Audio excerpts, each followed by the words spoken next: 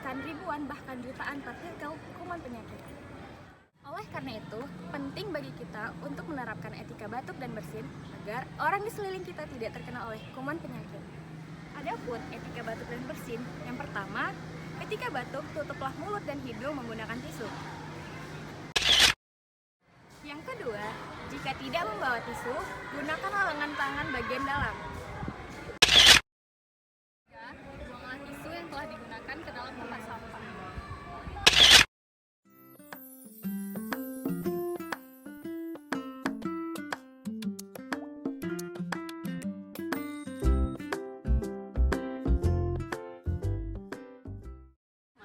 Bila batuk terus berlanjut, maka gunakanlah masker untuk menghindari penyebaran kuman.